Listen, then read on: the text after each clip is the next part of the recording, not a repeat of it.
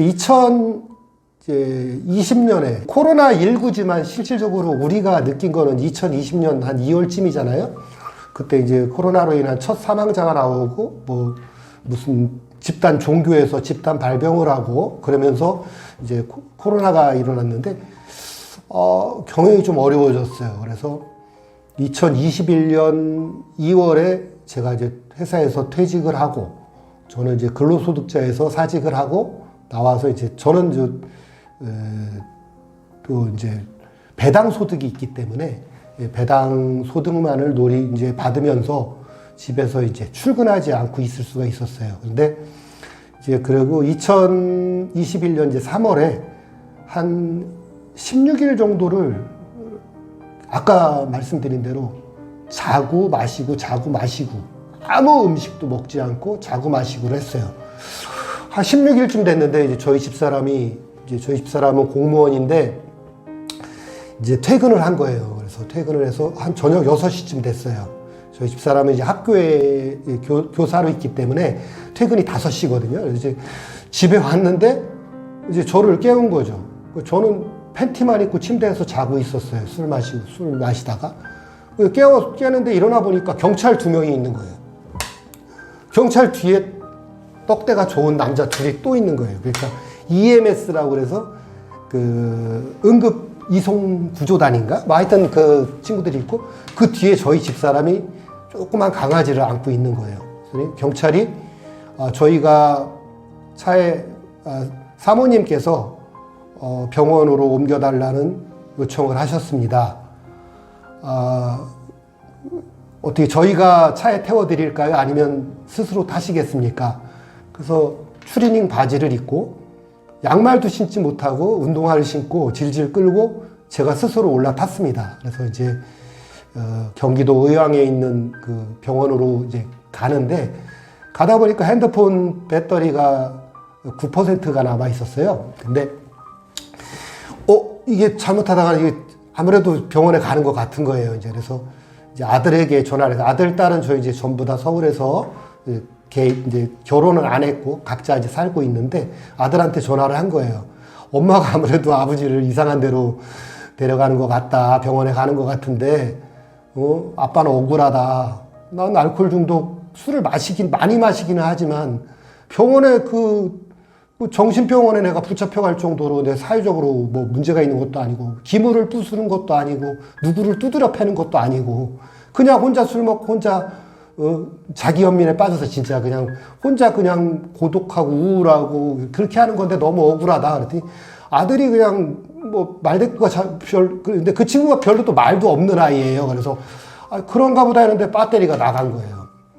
그래서 이제 전화를 이제 그 배터리가 나간 상태로 병원에 내렸더니 이제 저희 집사람이 뒤에 차를 끌고 응급 이송 그 앰뷸런스 뒤를 따라서 왔고요.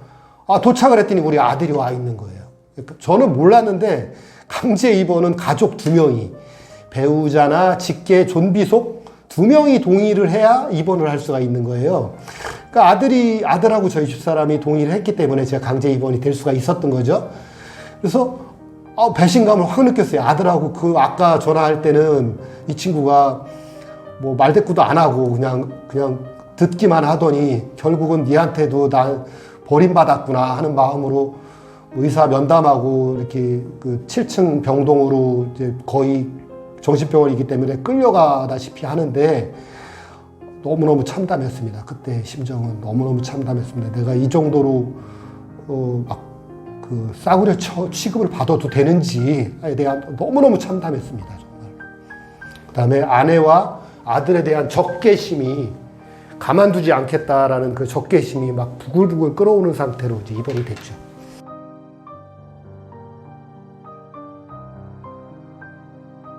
제가 입원했던 병원은 우리나라에서 가장 시스템이 잘 돼 있다고 저는 생각을 하거든요. 그래서 하루에 5시간 정도 교육을 해요. 그래서 뭐 의사라든지, 그다음에 상담사, 그다음에 뭐 수간호사, 알코올에 관련된 전문가들이 알코올에 관련된 교육을 하고요.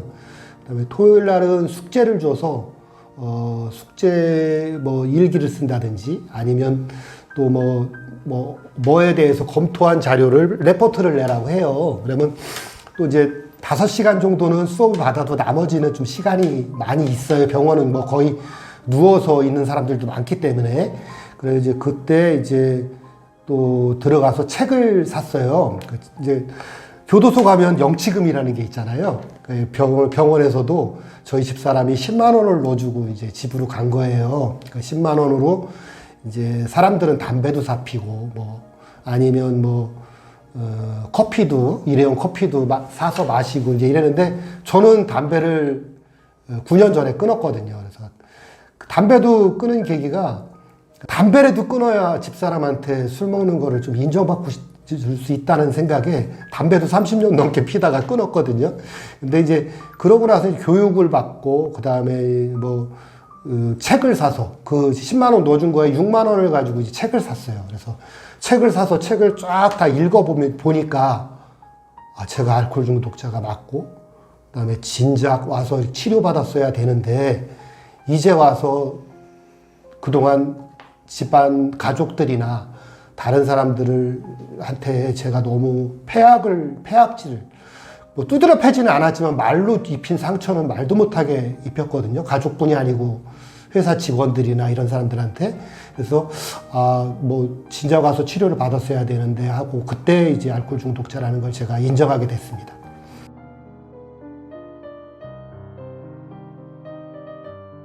월화수목금은 한 5시간 정도 교육을 받고요. 토요일, 일요일은 좀 자유시간이에요. 그래서 이제 숙제를 받아서 하고요. 그다음에 이제 몇 끼니마다 이제 약을 먹고요. 아침에 8시에 일어나서는 체조를 해요. 전부 다 이제 복도에 나와서 환자들이 전부 다 체조, 음악이 나오면 체조를 하고 체조가 끝나면 20분을 명상을 합니다. 명상을 하면 앉아서 명상을 하는 사람도 있고 누워서 하는 사람도 있고 그렇지만 중독자 중에 한 70%는 명상을 하든 말든 다 딴짓을. 그러니까 너무 알코올 병원에 제가 이제 같은 병실에 있었던 사람 중에 이런 얘기를 해도 되는지 모르겠는데 어떤 분은 100번 입원하신 분도 있었어요. 그다음에 하루에 40병씩 마신 분도 있었고 조현병이라 해서 이제 사람을 분간을 못 하는 거죠. 그래서 그런 사람들도 만나고 그러다 보니까 어쩔 때는 밤에 하루는 자다가 누가 흔들어요. 그래서 이렇게 자다가 눈을 떴는데 위에서 어떤 사람이 저를 딱 노려보고 있는 거야. 깜짝 놀랐어요. 정말로. 막 공포심이 올라오더라고요. 근데 아무 악의가 없는 그냥 조현병 환자였거든요. 이제 그런 일도 벌어지고 합니다.